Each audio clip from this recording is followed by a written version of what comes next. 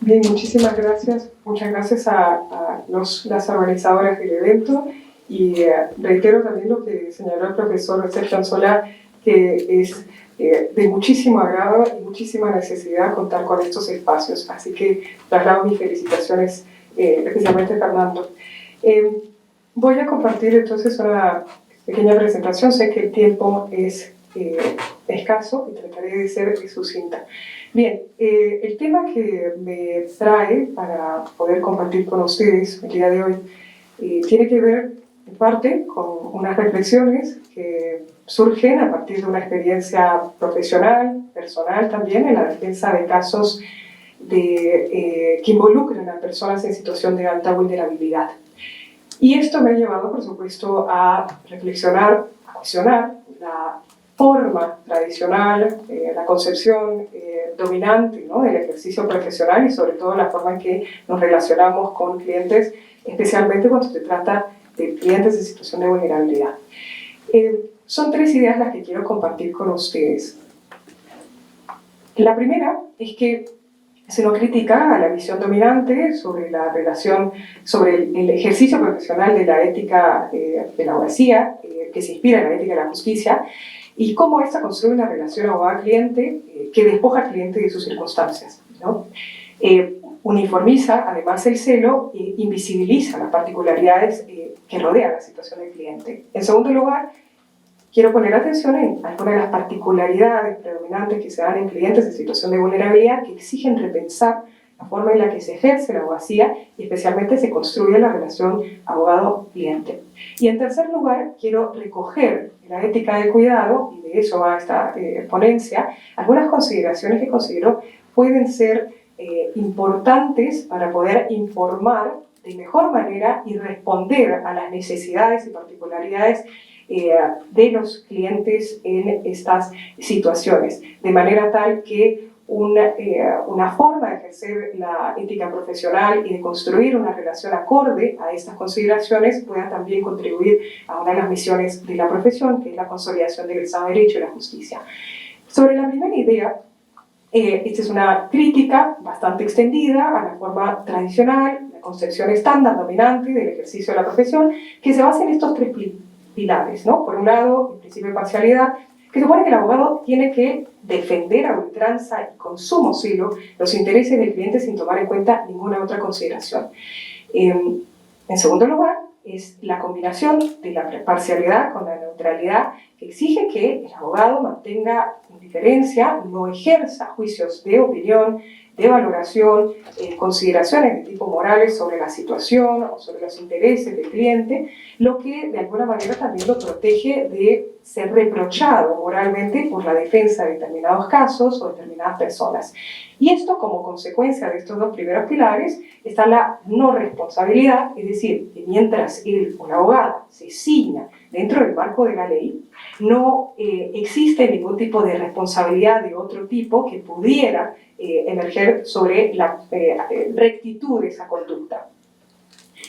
La combinación de estos pilares que construyen la ética dominante profesional genera un tipo de aproximación en el ejercicio de la abogacía en donde el cliente es uno solo, es decir, es un modelo uniforme de cliente que no toma en cuenta sus circunstancias porque la neutralidad del abogado le impide tomar en consideración estas, pero que además ejerce el celo o la intensidad de la defensa de sus intereses de la misma manera en todos los casos, ¿no?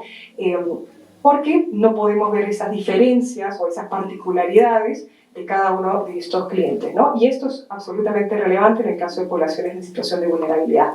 Este modelo dominante se basa en una ética de la justicia, que es una forma digamos, de razonar deductiva, es decir, que sigue un razonamiento deductivo que se inspira en una serie de principios, valores de carácter abstracto que luego se concretan en los casos, pero que no necesariamente toma en cuenta los contextos, las relaciones interpersonales, la condición de seres humanos, ¿no? Al momento de ser aplicados, ¿no? Y esto lo que genera es la construcción de una relación abogado-cliente en donde el abogado, como producto de esa neutralidad y esa parcialidad, mantiene una indiferencia respecto a las emociones, a las preocupaciones, a los intereses de diversa índole, que explican su situación y que además le impiden comprender de manera holística e integral la situación en la que se encuentra, ¿no? Esto puede generar, incrementar las asimetrías de poder que ya son inherentes a la relación abogado y cliente, puede también obstaculizar los procesos de formación de confianza cuando no hay necesariamente una comprensión holística de esas situaciones y particularidades, puede también generar un distanciamiento emocional. Entendida la neutralidad como una apatía, podría generar también que se pierda, digamos, la comprensión de las áreas grises, ¿no? Que permiten entender la complejidad de los seres humanos y particularmente en estos casos.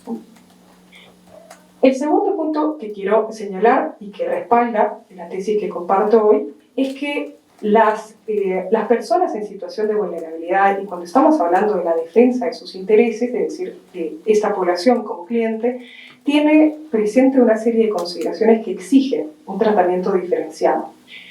Marta Feynman, en la teoría de la vulnerabilidad, habla de entender la vulnerabilidad como un concepto ubicuo, es decir, está presente en todas las personas y potencialmente todos y todas podemos caer en una situación de vulnerabilidad. Pero hay algo que genera que ésta se presente en distintos grados en nuestras sociedades, ¿no? En sociedades como las nuestras hay una distribución inequitativa de las oportunidades, de los recursos para poder gestionar estas vulnerabilidades. Y esto genera que existen necesidades diferenciadas, ¿no? Cuando hablamos de vulnerabilidad, y esto también es algo que creo que es importante distanciarnos de lo poco que nos da el Código de Ética de Abogados, que se ciñe únicamente a entender a la vulnerabilidad de una concepción económica o como de carencia de recursos y entiende el cliente vulnerable como el cliente en situación de pobreza, ¿no? Y pobreza además monetaria, ¿no? Sin entender que esta es multidimensional. Y claro, y lo único que nos da, o la única referencia que nos da el código es sobre la importancia de la responsabilidad social del abogado, ¿no?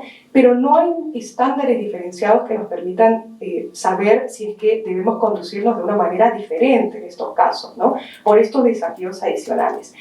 Y entonces, regresando a estas condiciones o características presentes en este grupo poblacional, se entiende que hay una distribución inequitativa de los recursos y oportunidades para gestionar estas vulnerabilidades y que, como dice Feynman, al entender la vulnerabilidad como una condición humana mediada por instituciones sociales, estas pueden incrementar o pueden una actuación del Estado, de distintas instituciones, menguarla, ¿no?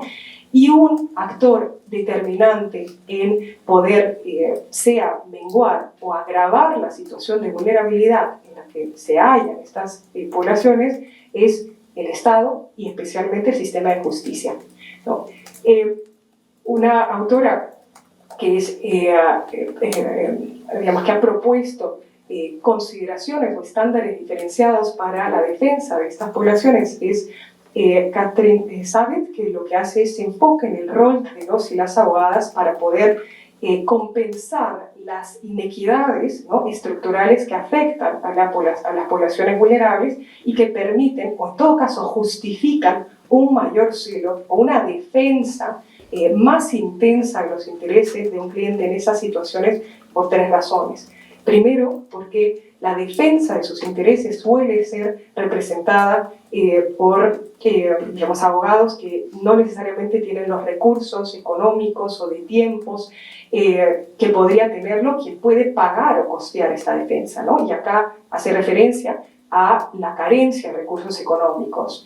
Otro factor que caracteriza a la población en situaciones de vulnerabilidad es que normalmente sus intereses, sus necesidades, su visión del mundo no está representada en la ley ni en las políticas públicas. Y esa falta o ausencia de poder político para impactar o influir en la ley genera que los y las abogadas tengan que desarrollar estrategias creativas, innovadoras para poder desarrollar las defensas de sus intereses, ¿no? Y en tercer lugar, muchos de los intereses que se defienden tienen que ver con necesidades humanas básicas, con salud, con educación, con seguridad. Entonces, estas características hacen, de acuerdo a la autora, que sea importante redefinir ese mismo celo o ese celo uniforme que está muy presente en la visión tradicional de la ética profesional y la construcción de la relación abogado-cliente. Entonces, estas necesidades diferenciadas o digamos aproximaciones diferenciadas es lo que me lleva a mí a considerar a la ética del cuidado como un marco referencial del que se pueden extraer valores que pueden orientar de mejor manera y responder de mejor manera a las necesidades que tienen las poblaciones vulnerables cuando se ejerce la ética, la defensa de sus intereses, ¿no? La ética del cuidado, que es un marco, digamos, conceptual desarrollado por Carol Gilligan desde la psicología y que si bien hace, digamos, inicialmente hincapié a una atribución entre estos valores diferentes o esta voz diferente de razonar, de actuar, que se guía más por las conexiones humanas, por las relaciones interpersonales, por una visión más empática, por considerar la emoción como una fuente importante en la toma de decisiones, por entender el contexto, que ofrece un razonamiento contextualizado, concreto, en las situaciones particulares de los seres humanos, ¿no? Y esa visión se distancia de la ética de la justicia, que es más abstracta en sus formulaciones. Entonces, esta propuesta que toma en consideración una voz diferente, dice Gilligan, que está más digamos, asociada a una voz femenina, desde mi perspectiva y sin entrar en ese terreno, creo que hay muchos de los valores que se desprenden de la ética del cuidado que pueden ser aplicadas para construir una relación abogado-cliente que responda mejor a las necesidades de las poblaciones vulnerables cuando son clientes, ¿no? Y entre ellos comparto las siguientes consideraciones, ¿no?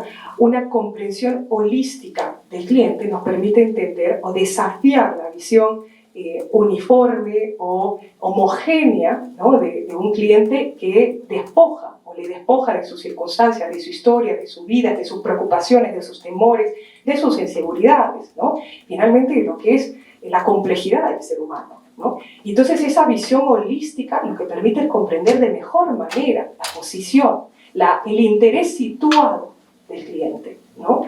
En segundo lugar, toma en cuenta que la autonomía, que es un eje determinante de la visión dominante, ¿no? de defender a ultranza la autonomía o el valor de autonomía y libertad, digamos, al defender los intereses del cliente, lo desafía y aplicado, digamos, desde un enfoque o un paradigma de cuidado, entiende que la autonomía, en primer lugar, no está distribuida equitativamente, que la autonomía también está mediada por instituciones sociales y que la autonomía, ¿no? Como la capacidad de actuar libremente, ¿no? Está cercenada o se ve constantemente bloqueada, restringida por una serie de barreras que están presentes en las sociedades, lo que justifica, de acuerdo a Sabe, una defensa más celosa de sus intereses, porque se trata de una autonomía que está presente pero que se ve constantemente cuestionada por la sociedad, ¿no?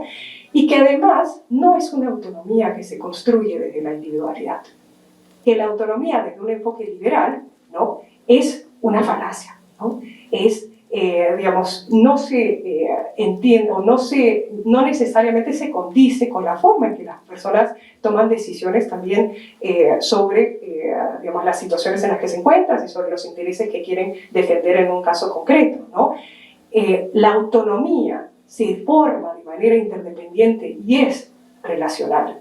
Que cuando nosotros decidimos, no solamente lo hacemos sobre la base de nuestros propios intereses, sino también los intereses de terceros, de familiares, de personas a las que queremos, de intereses más difusos como la justicia, el precedente, la importancia para un Estado de Derecho, etc., ¿no? Entonces, la autonomía se construye en diálogo con estos distintos actores, ¿no?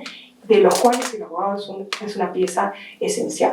Y por eso la participación del abogado en este tipo de casos debe ser para construir, fortalecer esa autonomía que se ve constantemente desafiada por tantos factores. El factor de la conexión humana, que requiere que exista una comprensión, una aproximación empática con el cliente en situación de vulnerabilidad y sobre todo que el cliente se sienta validado, que se sienta escuchado y que eso permita construir una relación de confianza que permita al cliente sentirse realmente representado por él o la abogada, ¿no?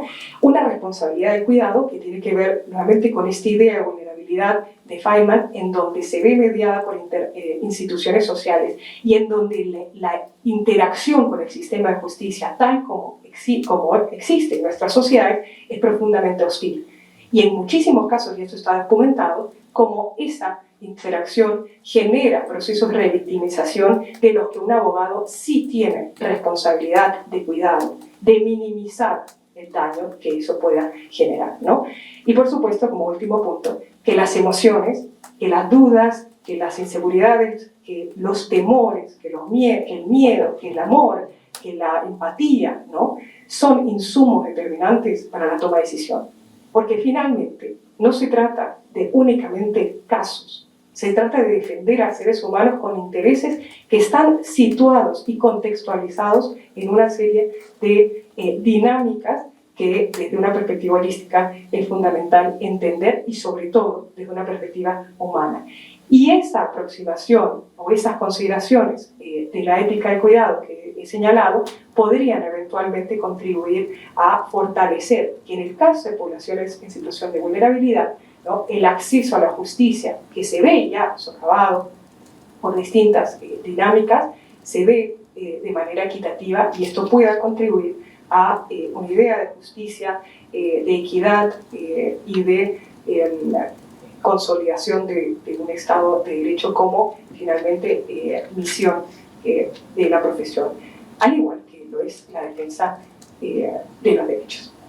Eso sería mi participación por hoy. Estoy atenta a las preguntas que se puedan realizar más adelante. Muchísimas gracias.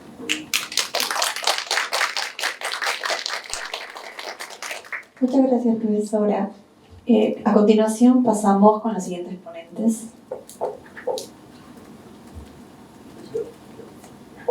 Bueno, muchas gracias. Quiero partir en esta ponencia, como se señaló en el título, parte a partir de la experiencia profesional de casos reales que he venido teniendo yo. Yo soy litigante, trabajo en el estudio País Recaudo y Pérez Abogados, me especializo en la protección de derechos fundamentales y hace aproximadamente 2 años empezamos un proyecto junto con la Alianza Pro Bono para empezar a patrocinar procesos de cambio de nombre y sexo de personas trans, lo cual en verdad ha sido un reto bastante fuerte, sobre todo porque, como decía Josefina, cuando estás acostumbrado en el día a día a ver clientes bastante grandes y tienes que pasar por otro lado a tener casos de personas en situación de vulnerabilidad, claramente necesitas tener otras habilidades como abogado que tal vez no hayas desarrollado antes, ¿no? Como puede ser la empatía, como puede ser la importancia de conocer la historia de tu cliente y sobre todo saber el impacto que puede tener un proceso judicial para cambiar la vida de esa persona. Definitivamente, cuando estamos hablando de las personas trans, tenemos un contexto bastante complicado, sobre todo si tomamos en cuenta que son una población que sufre constante discriminación en el día a día. El objetivo de nuestro proyecto es que, porque sigue en trámite todavía, tenemos en la actualidad 6 procesos judiciales de 5 mujeres trans y un hombre trans que venimos patrocinando, donde el objetivo es justamente que puedan cambiar su nombre en su documento nacional de identidad, en el DNI, pues es el principal elemento que les genera una serie de obstáculos para su día a día, para poder ingresar a la educación, para poder trabajar, para poder acudir a cualquier tipo de servicio. Pues efectivamente el no tener reconocimiento de su identidad de género dentro de su documento nacional de identidad genera que en el día a día sean víctimas de discriminación. Y también en algunos casos hemos visto casos apoyando para poder realizar el cambio de sexo dentro del documento de identidad. Y esto ha generado una serie de retos que definitivamente me llevaron a mí a generar una serie de preguntas éticas, pues definitivamente tenemos el reto de cómo lograr cumplir con el deber de información oportuna que tenemos como abogados. Pues claramente, cuando tenemos un proceso judicial que le puede cambiar la vida a una persona, empiezan una serie de preguntas, sobre todo, señor abogado, ¿me puede asegurar que vamos a ganar? ¿Cuánto me va a costar? ¿Cuánto tiempo va a demorar? Y son una serie de retos que, claro, cuando tienes una empresa grande, tienes una gran persona jurídica que defiendes, no te lo preguntas, ¿no? Porque que paguen una tasa judicial de 500 soles o de 1000 soles, pero una gran diferencia no puede hacer. Pero yo he visto cómo muchas de las personas que defendemos en este proyecto, para poder pagar una tasa, tienen que trabajar por la noche y juntar ese dinero para poder cumplir con con ese trámite judicial, ¿no? Y definitivamente la expectativa que tienen también es bastante alta. Y en las personas trans definitivamente en este proyecto hemos podido ver de que el gran reto que tiene el abogado es cómo transmitir la información, ¿no? Cómo poder señalarles los pasos que hay que seguir en el proceso judicial y también muchas veces cómo poder tomar decisiones adecuadas cuando tienes por otro lado una persona que tal vez no ha tenido los mismos privilegios de educación que has tenido tú como abogado y que pese a que tú le puedes explicar desde la perspectiva más simple posible del proceso judicial cómo llevar a cabo los pasos, puede haber este choque de que tal vez no te pueda entender o que tenga una expectativa de que, por ejemplo, los tiempos no den, ¿no? A veces, claro, yo le digo, el juez va a resolver en 3 meses, pero, señor abogado, ya pasó bastante tiempo, ¿no? Va a resolver en 2 meses, pero puede ser menos. Entonces, hay esa insistencia porque, claro, tenemos de por medio una persona que quiere un cambio en su realidad, que ya no quiere sufrir discriminación. Entonces, hay siempre que tener en primer lugar, creo yo, como una reflexión respecto a la ética del abogado, cómo transmitir esta información y también cómo lograr también este consentimiento informado, ¿no? Cómo lograr que las personas a las cuales representamos en los procesos cambio de nombre que nos ha tocado vivir como abogados en el estudio, han tenido muchas veces también que luchar con cuánto de su información personal dar en el proceso judicial. Como ustedes saben, en el Perú, lamentablemente, creo yo, lamentablemente es la pregunta, es la palabra, cuando uno quiere cambiar su identidad de género, tiene que hacerlo por el proceso judicial, que cuesta dinero, que lamentablemente sufrimos mucha discriminación por parte de los jueces, discriminación por parte de los operadores jurídicos, discriminación incluso por RENIEC, porque ha pasado muchas veces que por ejemplo tenemos a la RENIEC y se mete una serie de recursos impugnatorios con el objetivo de dilatar, de que las personas no puedan ver sus derechos fundamentales en la realidad, ¿no? Y lo que tenemos que hacer prácticamente como abogados es explicarle al juez la razón por la cual nuestra cliente en ese momento se identifica con una identidad de género determinada y donde muchas veces tienen que dar muchos datos sobre su intimidad, ¿no? Donde tienen que a veces contar cómo han sufrido discriminación, cómo tuvieron su transición y esto definitivamente también conlleva para esas personas que tengan que dar mucho de su historia personal y donde también como abogados tenemos que saber guiar eso para que tampoco se afecte su intimidad, tampoco se puedan sentir incómodas esas personas a lo largo del proceso judicial. Un elemento que nosotros hemos, por ejemplo, aportado en el proceso judicial que hemos tenido en nuestro cargo es esas pericias psicológicas, con el objetivo de demostrar que no se trata simplemente de un capricho de las personas trans de querer cambiar su identidad de género y poder cambiar los datos de su DNI, sino de que en realidad hay de por medio toda una historia de muchos años que demuestra que quieren terminar con esta discriminación que vienen sufriendo.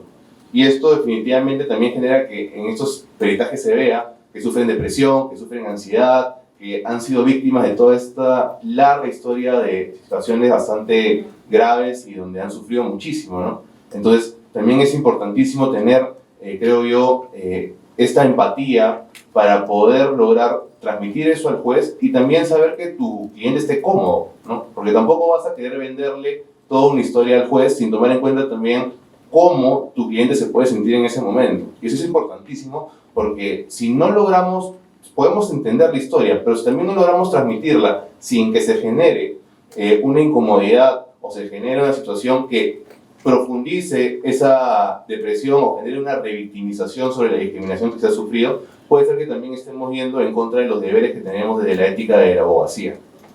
También me parece importantísimo tocar desde la perspectiva de lo que ha sido la experiencia de estos procesos, cómo vemos que nuestro sistema de justicia muchas veces, lamentablemente, no tenemos la información por parte de los jueces, de los operadores jurídicos, de los asistentes del Poder Judicial o incluso, como les comentaba, de la RENIEC, para poder tocar estos casos sin que se generen situaciones de discriminación. Por ejemplo, uno de los retos que hemos tenido es, si yo estoy solicitando el cambio de nombre, ¿no? Por ejemplo, de Juan a Juana, en determinado proceso de cambio de nombre, ¿qué tengo que utilizar como nombre durante el proceso? ¿El nombre legal o el nombre que se busca cambiar, ¿no?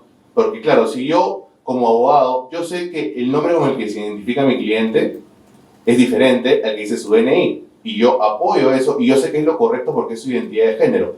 Pero si yo en mis trámites judiciales pongo el nuevo nombre, me ha pasado que el juez me observa y me dice, ¿quién es esa persona? O llego a la audiencia, identifíquese, y dice su nombre social.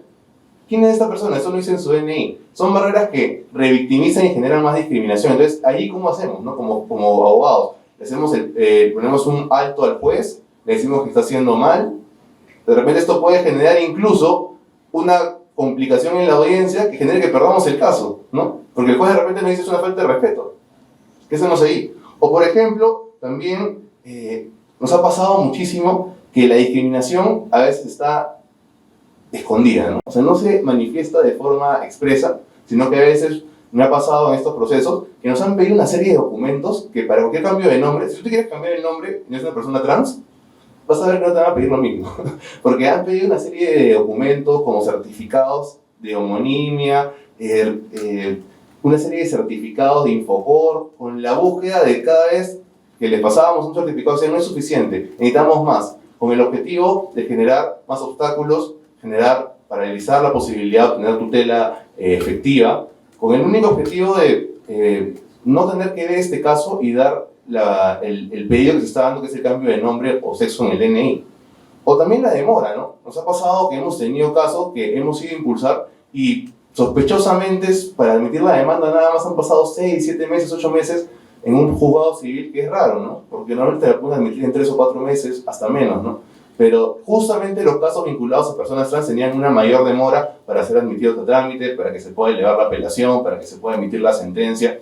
Los jueces, si pueden evitar verlo muchas veces, es un problema, ¿no? Entonces, ahí, ¿qué hacemos como abogados? ¿Cuál es nuestro objetivo? ¿Cuál es nuestro deber? Y creo que es importantísimo que también, desde el día 1, empecemos a, cuando tengamos este tipo de procesos con poblaciones vulnerables, tratar de tener una actuación activa, ¿no? De dar conciencia también a los operadores jurídicos de que tienen que tomar en cuenta que no se puede revictimizar o no se puede generar una serie de tratos discriminatorios a lo largo del proceso. Eso es lo que, por ejemplo, hemos buscado tratando de, en nuestro escrito, si bien tal vez tenemos que iniciar la parte del comienzo del escrito con el nombre legal, porque es lo que muchas veces nos exige, buscamos que a lo largo del escrito, por ejemplo, se tome en cuenta la identidad de género, o en la misma audiencia también tomar en cuenta la identidad de género. Esto ayuda a que, por ejemplo, nuestras clientas trans nos digan de que se sienten cómodas, se sienten protegidas, ¿no? Se sienten en una situación de que no se revictimiza o no se les da un nombre que no es el que, con aquel nombre con el que se identifican, ¿no? Entonces, es importantísimo que desde lo que podemos hacer, creo yo, como abogados, tratemos de empatizar, de conocer la situación de nuestros clientes, sabiendo de que muchas veces, lamentablemente, no tienen la misma posibilidad de tener todo el conocimiento legal que tenemos como abogados, pero sí saber que empatizando y pudiendo aportar a darles una explicación clara y logrando poco a poco construir, también esas personas van a aprender y van a poder transmitirle a otras personas que quieran pasar por el mismo proceso las herramientas para también poder lograr esos objetivos. Entonces creo que es importantísimo, ya para ir cerrando, esta empatía que se ha hablado hace unos momentos por Josefina me hizo pensar, claro, tenemos que lograr que ese deber de información se cumpla, de modo que esas personas puedan sentir de que realmente son escuchadas y que al mismo tiempo también estamos aportando a que puedan sentir de que están consintiendo lo que se está dando. Si bien pueden no tener todo el conocimiento legal, es importantísimo que sepan qué pruebas van a aportar, que sepan también cuál es la historia que van a poder transmitir al juez y que se sientan cómodos con esas actuaciones. No generar que seamos abogados que avanzan solos y le dan la espalda. Por más que sea una persona que tal vez no pueda tener todo el conocimiento legal, sepamos que es nuestro deber poder obtener este consentimiento informado y esforzarnos muchísimo por tal vez dejar de hablar como estamos acostumbrados de la perspectiva jurídica abstracta, compleja, a aterrizar a la realidad, aterrizar y tratar de transmitir de forma simple para que esas personas también puedan sentir de que son parte de este proceso judicial, que es una experiencia bastante difícil y bastante dura por tiempo, por dinero, por también la revictimización discriminatoria que se vive. Y que también como abogados tenemos el deber de esforzarnos porque poco a poco estas situaciones de discriminación dentro del sistema judicial vayan terminando, ¿no? Y eso también conlleva a ser valientes y tal vez si vemos que un juez o un asistente administrativo del juzgado o el procurador de RENIEC realiza algún tipo de actividad discriminatoria, revictimiza, utiliza el nombre legal a propósito para generar algún tipo de daño, desde lo que podamos tratar de darle un alto a eso y poder reclamar por los derechos de nuestro cliente, ¿no? Si nos quedamos cruzados de brazos y no hacemos nada respecto a una situación de discriminación que somos testigos, definitivamente estamos colaborando a que nuestro cliente no se pueda sentir cómodo. Y creo que estos procesos con las personas trans, a mí por lo menos, que soy un abogado de estudio, me han llevado a poder darme cuenta que es importante también abrir la mente a que tenemos que no solamente pensar el derecho desde una perspectiva de lo legalmente complejo, sino que hay que llevar el derecho a lo simple para poder cambiar la vida de las personas. Muchísimas gracias.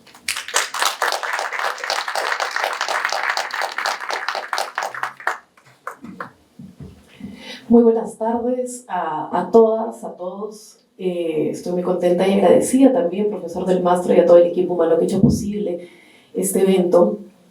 Comentarles que nosotras, desde Acción por Igualdad, somos un espacio jurídico en donde también visibilizamos la práctica jurídica de las mujeres abogadas y que tenemos esta misión que sentimos importante de seguir en la pugna por la defensa de los derechos humanos de las mujeres, luchar contra la violencia de género y particularmente también tenemos un trabajo importante en relación a los derechos sexuales y derechos reproductivos. En esa línea, lo que quería comentar y traer con ustedes es un caso emblemático, un caso que ha generado una gran reflexión y todavía nos recuerda estos desafíos pendientes que tenemos como sociedad, que es este caso Camila, mediante el cual voy a hacer un pequeño resumen de los hechos para quienes no tengan la información sobre esto que ha ocurrido y que nos ha puesto nuevamente al Perú en el escenario de instancias internacionales como responsable de afectar derechos humanos de las mujeres. Y a su vez también reflexionar sobre la pertinencia de este análisis de la ética profesional de las abogadas, de los abogados que integran el sistema de administración de justicia y cómo vamos también en relación digamos, en este tipo de derechos y esta suerte de punitivismo que aún persiste en este tipo de derechos. Camila era una niña indígena, es una niña indígena que sufrió por muchos años violencia sexual por parte de su padre. Desde los 9 años ella era víctima de violencia. A los 13 años Camila quedó embarazada como consecuencia de esta situación de violencia sexual.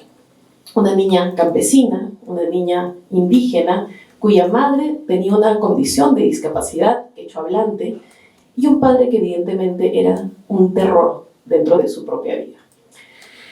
Camila, cuando acude al establecimiento de salud, nunca tuvo el acceso al conocimiento de que podía ser acreedora a la ejecución de un aborto terapéutico. Camila estaba siendo sometida y obligada a continuar con ese embarazo. Y durante todo ese proceso sufrió muchos actos de revictimización. Frente a ello, y a la solicitud también del aborto terapéutico, nunca recibió respuesta alguna. Posterior a ello, recibió todo un proceso, ¿no?, de persecución para que pueda acudir a los controles médicos, a que pueda llevar a cabo todo este proceso, desconociendo esta situación de tortura que estaba viviendo. Frente a ello, ella tiene un embarazo espontáneo, ¿no? Para esto ella no estaba acudiendo a los controles, a los chequeos médicos como debería, y lo que sufrió fue una situación de persecución. El personal de salud, en compañía de la propia policía, iba a su casa a buscarla para que pueda acercarse al establecimiento de salud y realice, y atraviese por todas estas evaluaciones médicas de control. Esta persecución llevada a cabo en una localidad pequeña, rural, generó una situación de acoso, estigmatización, rechazo del pueblo hacia la pobre niña por la situación que estaba ocurriendo. Y toda esta situación ya es bastante tortuosa, es una situación lamentable. Pero esto no queda ahí, sino que después, cuando se toma conocimiento de esta situación del aborto espontáneo, ahí entra esta participación del sistema de justicia que hace de Camila una historia realmente dolorosa para nuestra historia, legal en nuestro país. Camila es acusada, denunciada por el delito de autoaborto. La Fiscalía lleva a cabo un proceso en el cual se le denuncia, ¿no?, como adolescente infractora, y una niña que había sido víctima por años de violencia sexual por parte de su padre, sometido a un embarazo forzoso, víctima de una situación también desgarradora, con todo ese acoso del sistema de salud, y que tiene un aborto espontáneo, encima tenía que enfrentar una denuncia por el delito de autoaborto. La fiscal a cargo del caso, veamos sobre todo este tema, tuvo una acción de persecución hacia Camila. Se llevaron a cabo diligencias realmente crueles. Casos como citarla para poder hacer la reconstrucción de los hechos de este delito de autoaborto, por ejemplo, al lugar donde fue violada la niña. Pedir la exhumación del feto que había sido enterrado. Generar múltiples, requerimientos también del ginecólogo que estuvo a cargo de la atención para solicitar y pedir cuáles eran, las consideraciones y si este caso tenía o no, de verdad se había llevado a cabo un aborto espontáneo, el ginecólogo dando los testimonios respecto al aborto espontáneo, y cuál fue el argumento que lleva a cabo que esta denuncia tenga efectos y que precisamente un juez sancione y que genere una sentencia como adolescente infractora a Camila, es una entrevista de tiempo atrás en donde Camila decía que no quería ser madre. ¿Qué niña, víctima de violencia sexual por parte de su padre, iba a estar emocionada con el embarazo, ¿no? Y vamos al hecho de que este argumento del que no quería ser madre y que formaba parte del testimonio es uno de los elementos claves que permite sustentar tanto la denuncia como el hecho de que se pueda generar una sentencia en contra de Camila. Sobre esto, muchas veces cuando analizamos y cuando hacemos estas reflexiones en torno a la negativa de derechos sexuales y reproductivos, que es una recurrente en nuestro país, hablar más allá de regulación sobre el tema del derecho al aborto, entre otros, sigue siendo desafíos y siguen siendo temas controversiales. Pero aún en contextos de legalidad, como por ejemplo la ejecución del aborto terapéutico, existe todavía una situación de criminalización y punitivismo hacia las mujeres, ya sea a nivel de negarles el ejercicio de este derecho o como en esta situación de Camila, que hubo una situación de generar todo un escenario jurídico para sancionar a una víctima. ¿Bajo qué criterios? Y dentro de esto, pongámonos a analizar y a ver cuál es el rol de nuestro sistema de administración de justicia en estos casos. ¿Cuál fue el rol de esta fiscal? En teoría, hay un tema de defensa de derechos de las y los ciudadanos. Hay una defensa del bien común. Pero ¿qué sucede cuando, más allá del profesional, de la profesional, está una persona que tiene arraigadas ciertas ideas, conceptos que las puede tener en su ejercicio de libertad de creencias a nivel personal, pero que olvida cuál es la función del ejercicio de la legalidad y antepone estos preceptos, estos prejuicios personales, burlando esa función pública y en este caso generando situaciones de afectaciones de derechos gravísimas y que generan daños irreversibles. Esta sentencia, además, fue en un proceso bastante rápido. Conversábamos y el día de ayer también se hablaba acerca muchas veces de la dilación de los procesos judiciales en nuestro sistema. Sin embargo, aquí en 9 meses teníamos una sentencia. Probablemente las diligencias fueron incluso más rápidas que con el padre de Camila, que era el agresor sexual que había generado todo este escenario.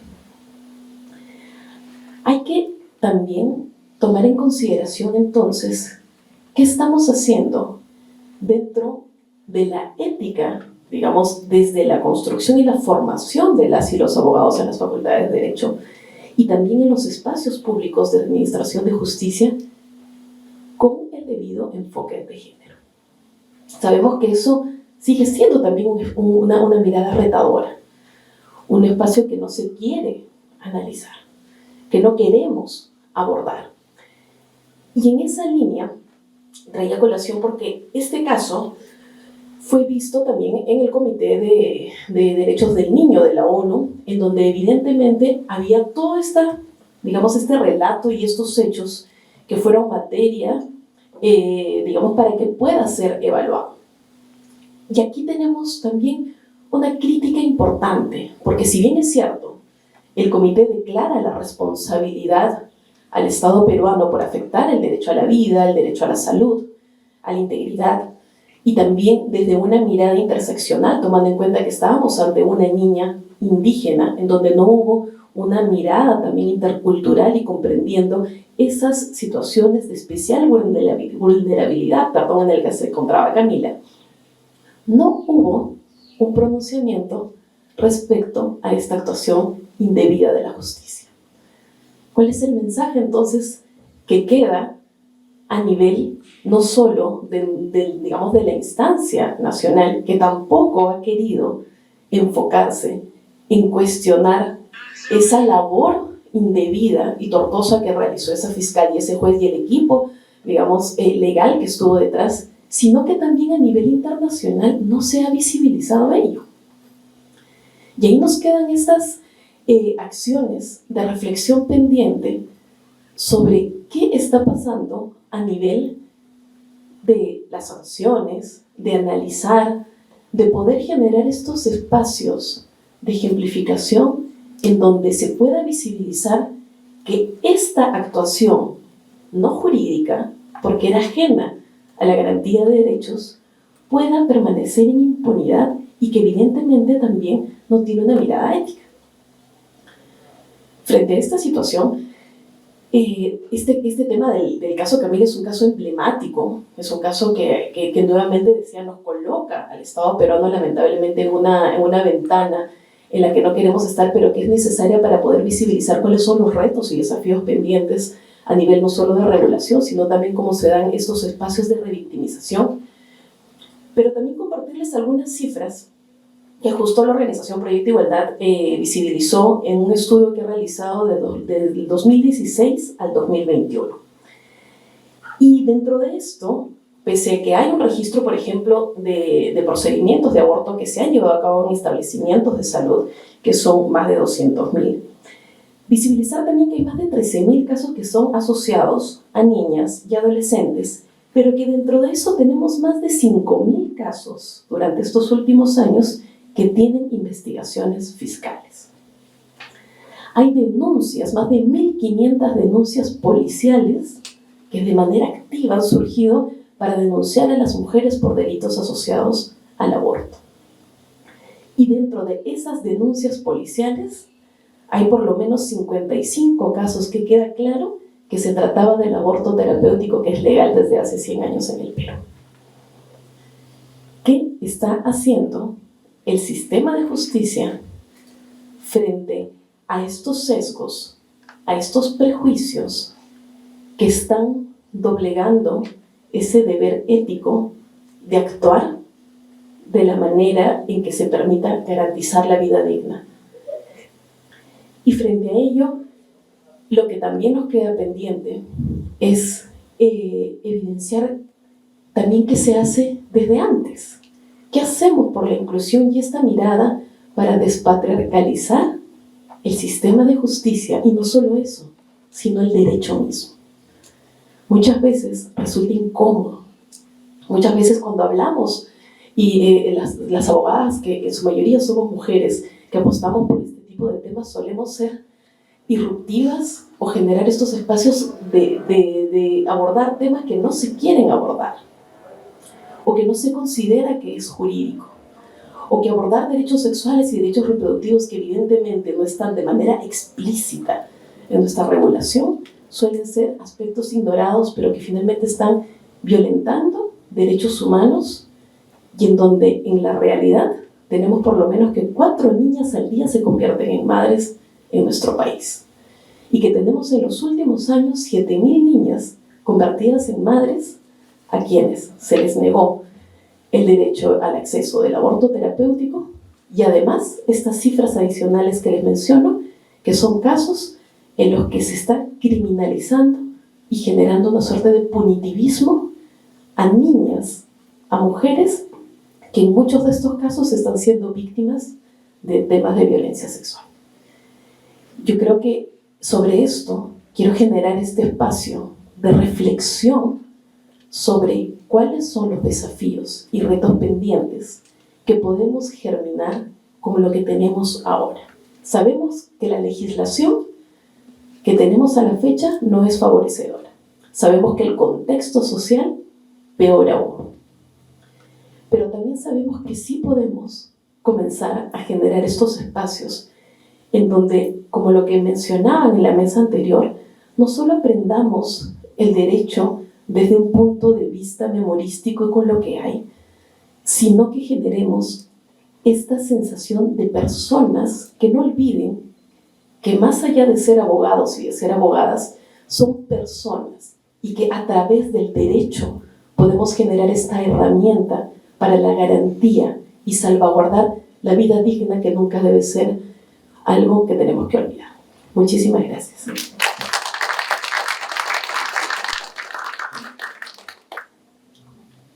Agradecemos a nuestros ponentes por sus importantes y muy interesantes ponencias.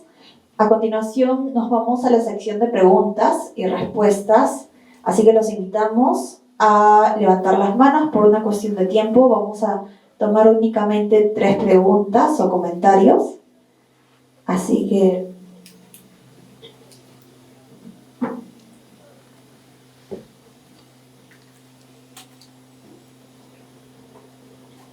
muchas gracias. Profundamente conmovido con lo que he escuchado, felicito a los 3 ponentes. No quiero hacer una pregunta, sino hacer un comentario. Este caso Camila lo había leído muy sesgadamente quizás, y conocerlos entre telones impacta.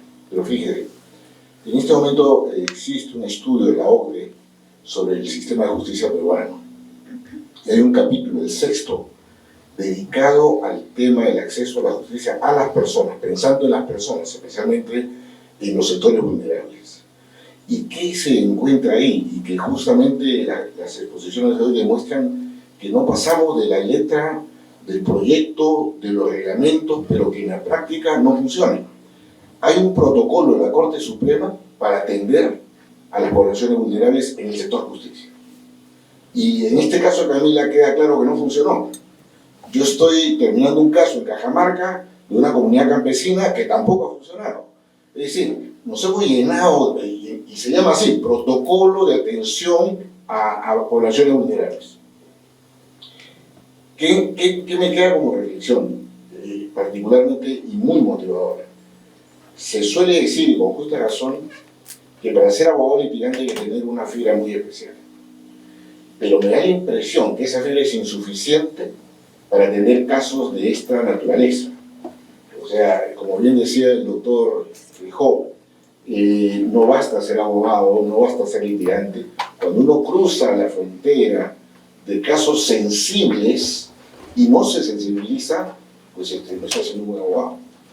Yo creería, y con esto termino la reflexión, que hay un trabajo por hacer muy fuerte, que tiene que ver con un cambio desde las autoridades de la Corte Suprema particularmente.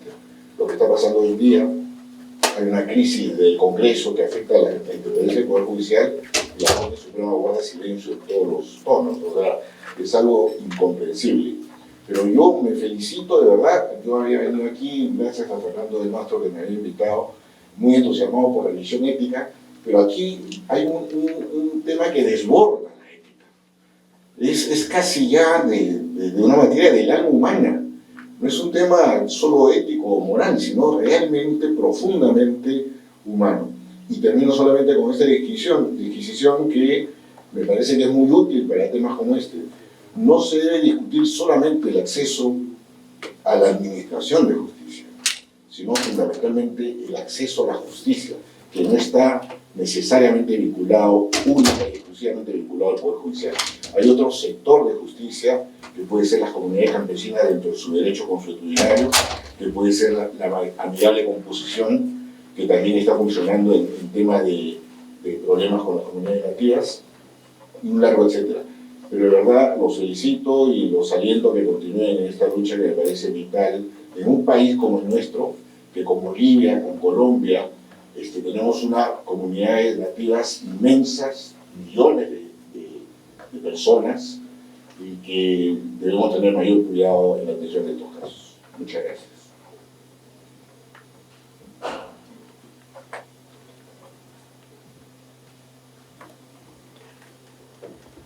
¿Qué tal? Quería agradecer las ponencias y tenía una pregunta para la profesora Miro Quesada. No sé si me escucha. Bien. Nada, me quedé gratamente sorprendido de la referencia a Marta Feynman, que es una autora que he trabajado también y me parece fascinante. Y quería trasladarle una pregunta para cuál es su punto de vista al respecto, ¿no? Porque en un momento me pareció, fue rápido, se hizo alusión a que hay que pasar de la justicia, digamos, para ir a un terreno de la empatía o de las emociones, ¿no? Entonces, por lo menos, desde mi punto de vista, claro, Marta Feynman lucha contra un sujeto liberal de raigambre kantiana, ¿no? O sea, es una moral racionalista, kantiana, idealista, ¿no? Entonces, claro, desde las teorías críticas podría pretenderse superar este sujeto ideal kantiano, digamos, con un rechazo a la racionalidad, con una opción por la empatía, con una opción por no... bueno, eso, ¿no? Yo decía, y claro, lo que pasa es que nos olvidamos que antes del paradigma moderno kantiano no existía esta idea del sujeto ideal, ¿no? Y la justicia no estaba vinculada a una justicia ideal, racionalista, de un sujeto que no existe, ¿no? La idea de Feynman, de este sujeto invulnerable que no existe, que es un invento, me pareció fascinante. Pero es que no siempre fue así, ¿no? Antes de la Ilustración, los sujetos no eran ni perfectos, ni invulnerables, eran personas de carne y hueso, y la justicia era una justicia de los prudentes. Y la prudencia es una virtud moral, racional, que involucra las emociones. Claro, esto puede sonar conservador, ¿no es cierto? Pero quizá estamos olvidando el patrimonio occidental de la idea de la virtud intelectual de la prudencia, que incorporaba la racionalidad, la razón práctica, con las emociones. Y no sé, a mí me da la impresión de que si optamos por posturas críticas sin recoger esta tradición occidental que ya integraba las emociones con la racionalidad práctica, podríamos pasar del racionalismo idealista a una empatía, no sé cómo llamarla, sin consideraciones de tipo de justicia o de racionalidad, o irracional, digamos, no quería decirlo así, pero bueno, ese sería el riesgo, ¿no? Algo así como olvidémonos de la justicia y de la razón y vivamos el amor, la empatía, digamos. Me pregunto ¿cuál es su opinión al respecto? Gracias. ¿Qué tal? ¿Qué tal? Mi nombre es Pedro Calvay. Tengo una pregunta que tiene que ver justamente con la primera ponencia sobre la ética del cuidado, porque sí, comparto la idea del tema del cuidado como una herramienta importante para los abogados que vemos casos de derechos humanos, pero una cosa es hablar digamos, desde ese punto de vista más abstracto, y otra cosa es ver la realidad. Por ejemplo, yo represento a las víctimas del incendio de Mesa Redonda. Tengo más de 300 víctimas, 200 fallecidos y más de 150 lesionados. Incluso hay personas desaparecidas. Entonces, es un caso que empezamos el año 2009, cuando yo era estudiante de Derecho. Ya soy profesor y el caso sigue en la Comisión Interamericana. Entonces, a lo largo de este tiempo, hay un montón de cosas que han ocurrido a lo largo del caso que a mí me hacían ruido, porque claro, uno trataba de ser empático, uno trataba de seguir ese tipo de valores, pero había cosas que yo me he dado cuenta que tienen que ver o que no siguen las mismas reglas de juego cuando hablamos de violaciones masivas de derechos humanos. Cuando hay una serie de vulnerabilidades alrededor de la víctima que demandan, yo creo, una revisión de dos cosas que creo, y eso va mi pregunta. Si es que acaso deberíamos repensar un poco la idea de la asociatividad de las víctimas, entendiendo que las víctimas de violaciones de derechos humanos pueden fortalecer el proceso de su, sobre todo, digamos, la lucha por la justicia a través del proceso de asociatividad. Yo lo que me di cuenta en Mesa Redonda es que porque no se siguió este modelo de asociatividad, las víctimas han terminado divididas, muchas de ellas digamos, a cierto punto aisladas en algunos casos o a veces desinteresadas en el caso. Y la otra cosa es, creo que está bien pensar en la empatía desde el ámbito de digamos, de lo que el abogado debería pensar en empatía y todo esto bien. Pero si miramos también la responsabilidad que las víctimas tienen que tener sobre sus casos, o sea, creo que también una labor pedagógica del abogado en relación a la víctima que patrocina. Una vez una célebre maestra, amiga mía, Carolina Loaiza Tamayo, que ha tenido un montón de casos, me decía: Pedro, tú tampoco puedes ser víctima de tus propias víctimas. Y me dijo: ¿cómo es esto, doctora? Me decía: tú puedes representar a las víctimas, pero hay que entender que hay cierto tipo de patrones que no puedes tampoco buscar que las víctimas sean personas hasta cierto punto objetivizadas a partir de su día de víctimas. Hay que dar ciertos valores o responsabilidades también en el patrocinio, que van más allá desde la posibilidad que puedan sacar fotocopia, que puedan venir a la oficina a tiempo para poder dar su información documental o su testimonial. O sea, hay un tema también de darles ciertas responsabilidades para que se sientan parte del litigio, ¿no? Entonces, dos cosas, ¿no? Creo que podemos opinar sobre la asociatividad, si puede ser una estrategia válida para casos de violaciones masivas, y la otra, la posibilidad en plantear dentro de esta ética en este tipo de casos la posibilidad de más responsabilidades, pero también mirando a las víctimas, no solamente en el abogado, sino también en las víctimas en casos de esta.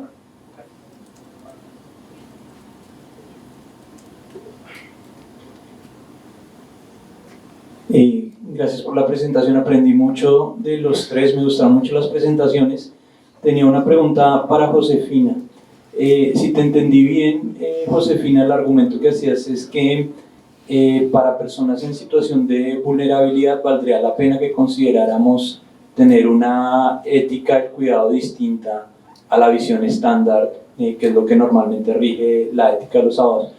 Yo quería preguntarte por qué debería complementar y no sustituir por completo la visión estándar, incluso para los clientes que no están en una situación de vulnerabilidad, sino para cualquier tipo de cliente. A mí me interpela mucho la visión de la ética del cuidado, pero tenía esa duda: ¿por qué no sustituir la visión estándar y simplemente decir que complementa para las personas que están en situación de vulnerabilidad?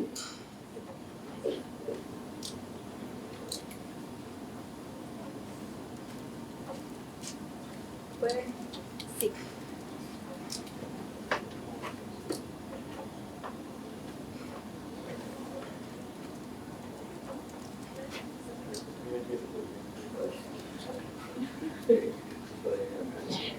Profesora, ¿podría iniciar respondiendo a las preguntas que han sido acerca de su ponencia? Sí, ya, perdona. Ya están las intervenciones, ¿cierto? Sí, esas serían todas las intervenciones. Ya, perfecto. Bueno, muchísimas gracias por las intervenciones y por las preguntas también. Y también extender mis felicitaciones a mis compañeros de mesa, a los que he escuchado atentamente. Sobre la primera pregunta, es más una reflexión, entiendo, de José, no veo la cámara, pero creo que sí. Es esta idea de lo que he entendido, una opinión sobre, digamos, como si se estuviera contraponiendo la racionalidad con las emociones, ¿no? Como que llegando a un extremo de empatía que pudiera volver la actuación irracional. Eso es más o menos lo que he entendido. No te veo, no sé si es que por ahí más o menos ibas, tomando en cuenta, por supuesto, los aportes de Feynman, del sujeto, digamos, de un poquito desmitificar el sujeto racional ideal, ¿no? Es que no puedo hablar. Una indicación. Creo que tendría que voltear la cámara, pero alguien, o el micrófono, sí, para tenerlo más interactivo. Sí, no, gracias. Ahora yo te puedo ver y escuchar perfectamente. Ah, ya. Sí, mi nombre es José. Claro, yo decía en sencillo, ¿no? Ajá. Efectivamente. Perdón. Bueno, aquí. Ahora sí. A ver, ¿Qué tal? ya. Nada, que claro, que se nos puede pasar un poco la mano, digamos, ¿no? O sea, al final, digamos, que no es necesario renunciar, es lo que pensaba yo, es lo que pienso yo y quería saber tu opinión. Renunciar a la justicia para ser empáticos. Yo diría, habría que volver al criterio de jurisprudencial, de prudencia jurídica, digamos, donde se abarcan las emociones y la razón práctica, ¿no? Entonces me parece que, claro, no me atrevo a decir una cosa así, pero me parece que Marta Feynman, claro, solo conoce el modelo kantiano, racionalista, y claro, reacciona frente a ese modelo, pero en Occidente ha habido modelos anteriores. Bueno, ya, no voy a repetirlo. Gracias. Sí. Entiendo por dónde ibas, ¿no? Bueno, con respecto a la posición que yo planteaba, claro, yo me sirvo del concepto de vulnerabilidad o la teoría de la vulnerabilidad de Feynman un poquito también para poder desafiar, digamos, no solamente ese sujeto, digamos, racional, ilustrado, sino sobre todo entender la vulnerabilidad como un concepto cambiante, ¿no? Y variable, ¿no? Y entender también cómo en esa ecuación los sistemas de justicia y por supuesto los roles de abogados pueden acentuar o menguar esas vulnerabilidades en su actuación y en la defensa y la construcción de relación entre el abogado y el cliente. Pero no creo que la ética del cuidado tome en consideración estos valores adicionales que propongo que puedan informar la defensa o la representación del cliente y la construcción de su relación con el cliente tengan que ser incompatibles, por supuesto, con los valores también de la ética de la justicia. No creo que, si bien, claro, Carol Gilligan, y de donde nace el concepto de la ética de justicia, se contrapone a la ética de la justicia y, por supuesto, a la abstracción de, digamos, conceptos que en la práctica terminan siendo, digamos, generando efectos indeseados en algunos casos porque no toman en consideración la naturaleza, la complejidad de los seres humanos, sus relaciones, la red, digamos, de relaciones en las que se desarrollan. Entonces, no creo necesariamente que tengan que ser contrapuestos, no creo que la empatía o una excesiva empatía deba conducir a una irracionalidad. Creo que un modelo ecuánime, como bien dice, puede acudir a una visión que considere, por supuesto, valores tan importantes como la igualdad, la libertad, la autonomía, pero entenderlos bajo un lente, como ocurre con la autonomía, que permita concretizarlos, ¿no?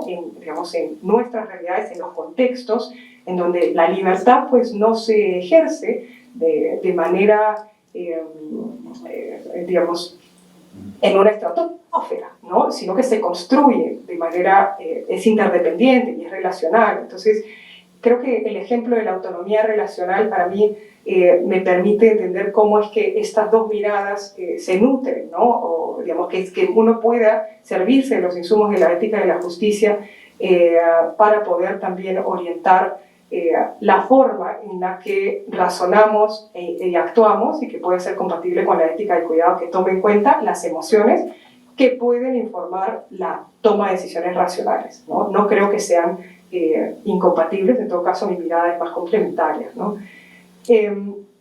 La segunda pregunta, que tiene que ver con las violaciones a derechos humanos masivas, no vi quién la hizo, pero creo que para este lado,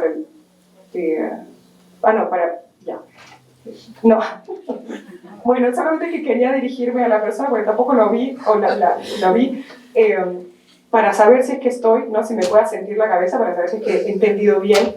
Sí, ok, muchísimas gracias. Pedro, sí, en el caso de las violaciones a derechos masivas, y habla sobre el modelo de asociatividad y la idea de una mayor responsabilidad, puede ser por parte de las víctimas en intervenir en sus mismos procesos, o en todo caso de no entender el concepto de víctimas como desde un enfoque pasivo, ¿no? No sé, es más o menos por ahí, ya. Sí, entonces, claro, yo lo que postulo más bien es entender cuáles son esos elementos presentes que generan, en poblaciones vulnerables, que generan que tengamos que mirar esos grises y entender la heterogeneidad del modelo del cliente y conforme a ello poder graduar también el celo o la intensidad de nuestras defensas y las estrategias que podamos adoptar y cómo nos relacionamos también con el cliente, ¿no? Entonces, claro, obviamente cuando estamos hablando de muchísimos clientes afectados de múltiples maneras, ¿no? Eso genera un desafío importante, ¿no?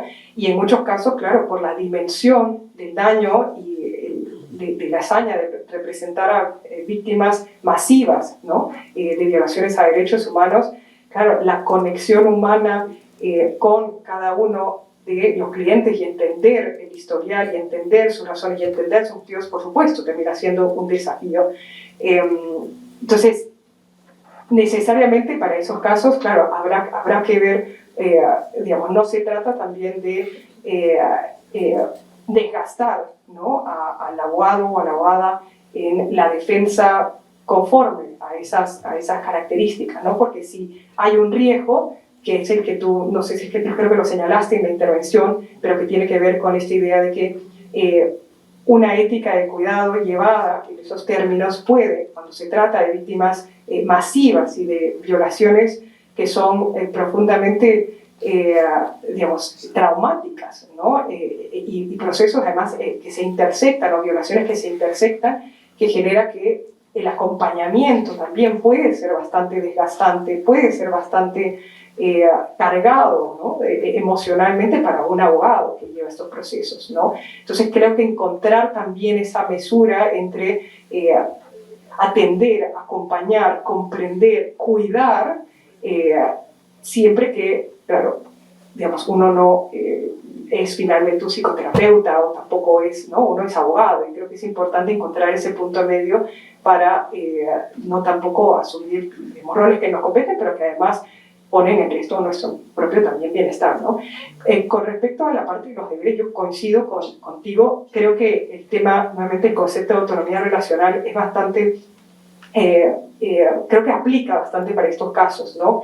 El hecho de ser víctima no te vuelve, o no necesariamente significa que un abogado tenga que tratarlo de manera condescendiente, ¿no? La empatía no es condescendencia, no tiene que tratarlo como si no tuviera las posibilidades o la capacidad de poder intervenir. Yo más bien diría que conforme también digamos, a lo que había señalado Raúl en su ponencia sobre poder con el deber de informar, con el deber de empoderar al cliente, hacerlo partícipe también de decisiones que directamente le van a impactar, ¿no? Entonces el ejemplo que ponías con, digamos, decirle que a un cliente que puede apoyar con determinadas labores, no creo que esté, digamos, mal, sino que podría en todo caso entenderse bajo este paradigma de entender que uno fortalece también la toma de decisiones y la autonomía y la participación, ¿no? Es una mirada más interactiva de un cliente en un caso que finalmente le va a impactar directamente. Y ya la última pregunta, que es la del profesor Sergio Anzola, no me quiero extender el tiempo, perdóname, es sobre, creo que tenía más o menos, o estaba relacionado con la primera respuesta que dije, ¿no? Y es esta idea de que no debería sustituir, pero desde mi perspectiva, creo que la ética de cuidado brinda insumos muy, digamos, valorados, que valoro para efectivamente un tipo de clientela, si se quiere, o de acuerdo a las características que presente. No quiere decir, y no estoy diciendo con eso, de que no sea adaptable para una clientela que no está en una situación de vulnerabilidad. Creo que hay muchos elementos como, por ejemplo, el enfoque holístico o el cuidar de las relaciones interpersonales o entender la historia o entender las emociones que pueden ser fácilmente trasladables, ¿no? Lo que decía más bien es que la ética del cuidado brinda unos insumos que son particularmente relevantes y que responden de mejor manera a esas necesidades diferenciadas que, por supuesto, una clientela que no tiene esas vulnerabilidades intersectadas necesita, ¿no? Pero creo que pueden ir válidamente de la mano y no creo, o sea, pueden ser complementadas y no creo que sean exclusivas y excluyentes de poblaciones vulnerables, ¿no? No sé si es que por ahí iba. Sí. Muchas gracias, Sergio. Y muchísimas gracias a todas las intervenciones. Bueno, un poco yendo en la línea de lo que nos comentaban acerca de esta suerte de reflexión de que sí es un tema que extralimita, ¿no?, este análisis de la ética, y probablemente también hay una situación de carácter de cuestionamiento de humanidad, que era lo que se precisaba en el comentario, y creo que para esto también es importante comprender toda esta complejidad que implica el análisis y el abordaje de la violencia de género, y tomando en consideración también toda la estructura social, los aspectos culturales que forman parte de todo aquello que se está cuestionando. Porque evidentemente esto no, digamos que la crítica o el cuestionamiento no radica únicamente en el sistema de administración de justicia, sino en todo un sistema social estructural que tolera y que forma parte de esta estructura patriarcal que discrimina de manera histórica a las mujeres. Y muchas veces esa negativa a eso que se pretende, digamos, pugnar para un debido análisis también de los derechos humanos de las mujeres, hace que se perpetúen este tipo de conductas y que se perpetúen estas situaciones de violencia que también se dan en los sistemas de justicia, que puede darse, como en el caso Camila, que ha sido como que de hacer, de iniciativa, de criminalizar, de punitivizar, de sancionar, pero también se lleva a cabo con el no hacer. Y por eso tenemos tantos casos de impunidad en situaciones de violencia. Tenemos decisiones judiciales tan cuestionables como lo de la ropa interior roja, que fue una causal para no sancionar un delito de violación sexual.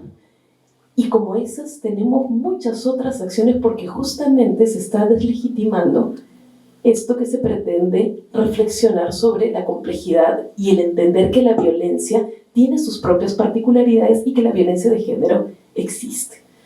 Entonces, son retos grandes que nos queda también, no solo a nivel de las propias instancias judiciales, sino también desde el antes, desde el cómo formamos. He escuchado a estudiantes de Derecho decir por qué tiene que existir el delito de feminicidio y cuestionándolo en la fecha, ¿no? Cuestionar que se aborde esto, por qué se tiene que incluir el enfoque de género dentro de las decisiones judiciales, o por qué tiene que haber incluso capacitaciones en esta línea de los magistrados, y que esto como si fuera un tema de arbitrariedad. Y mientras tanto se siguen llevando a cabo estos casos en donde finalmente las instancias, ¿no?, y esta complejidad de la violencia de género no termina con la agresión del victimario, sino con la revictimización del propio Estado y el sistema de justicia, que te criminaliza cuando no debería hacerlo, o te deja en una situación de falta de atención a tu pedido de auxilio para que tus derechos sean garantizados en la instancia en la que tú pensabas que esto podía llevarse a cabo, ¿no? Entonces, frente a eso también, desde la sociedad civil, desde las organizaciones, realizamos acciones que no únicamente se ciñen a lo que se cree que es lo jurídico estrictamente, sino también hay otras acciones adicionales de sensibilización, ¿no? Y pongo esto porque, por ejemplo, nosotras también formamos parte de una campaña que hemos lanzado que se llama Acompáñalas, acompaña su decisión, que justamente busca este tema de sensibilizar, generar este tema de empatía, porque necesitamos que esos sesgos y que esas miradas, que incluso, y ahí sería otro análisis y debate para ver que muchas veces se puede utilizar de manera desvirtuada, que es en atención a la ética y lo moral, ¿no? Pero que finalmente están generando estos actos de revictimización, de falta de garantía de estos derechos, o incluso de vulneración activa de los mismos por parte del propio Estado. Entonces, la labor no es estrictamente jurídica, sino que es intersectorial. Y esto es algo que también debemos llevarnos como tarea, porque pasa también que muchas veces dentro de los espacios jurídicos pretendemos capitalizar las temáticas y necesitamos esta mirada totalmente, digamos, abierta con otros espacios, otras disciplinas, para también tener una actuación debida de la justicia. Bueno, yo para cerrar, coincido con lo que usted mencionaba respecto a que efectivamente los protocolos existen, ¿no? Existe la intención de que el sistema de justicia cambie hacia las poblaciones en situación de vulnerabilidad, pero lamentablemente vemos que en la realidad estamos muy lejos, porque muchas veces vemos que no hay la capacitación necesaria dentro del Poder Judicial, y además creo que este espacio es central, ¿no? El que estamos teniendo ahora, porque en las facultades de Derecho, como se mencionaba también anteriormente en la ponencia muy bien anterior, se decía de que a veces estudiamos el derecho de una perspectiva abstracta de cómo se aplica la norma, pero no vemos la realidad, ¿no? No vemos los problemas que tenemos en el día a día, sobre todo en una sociedad como la nuestra, la peruana, donde hay tantas situaciones de discriminación, hay tantas situaciones de vulneración de derechos fundamentales, de derechos humanos todos los días, y donde es fundamental que esa idea que está en la letra, en el protocolo, se lleve a la realidad. Y también coincido con el hecho de lo que se mencionaba posteriormente sobre que es importantísimo, claro, cuando hablábamos de empatía, no entenderla desde la perspectiva de que eso va a llevar a que nos olvidemos nuestro rol como abogados. Nuestro rol como abogados, creo yo, también es fundamental saber que estamos protegiendo los derechos de nuestro cliente. Y eso conlleva que muchas veces el cliente va a querer empujar, ¿no? Va a querer acelerar, va a querer facilitar, va a decir ¿por qué no sale mañana? ¿Por qué no sale pasado mañana? Claro, un abogado cuando esté en el lugar del litigante, lamentablemente hay elementos que no maneja, ¿no? Yo no puedo decirle al juez mañana saca la sentencia como sea. A veces se escapa de nuestras manos y eso también nos frustra. La idea, creo, de la empatía conlleva ponernos en los zapatos de las personas que estamos defendiendo, que tienen una historia detrás, y que conlleva entender su situación, y que conlleva entender la importancia que tiene para esas personas el caso, y también conlleva de que nosotros como abogados podamos hacer ese acompañamiento y, como se decía, ese empoderamiento, ¿no? Ese diálogo constante para que esa persona sepa que le estás informando, que estás detrás de su caso en el día a día, pero tampoco podemos hacerle promesas falsas de que como sea vamos a ganar, de que el caso va a salir mañana, porque eso no lo podemos manejar. Pero sí podemos estar con ellos para que entiendan que estamos detrás de ese caso para avanzar y llevarlo de la mano. Algo que, por ejemplo, yo aprendí a partir de las experiencias en casos con personas en situación de vulnerabilidad, es la importancia, por ejemplo, del informe de hechos en una audiencia, ¿no?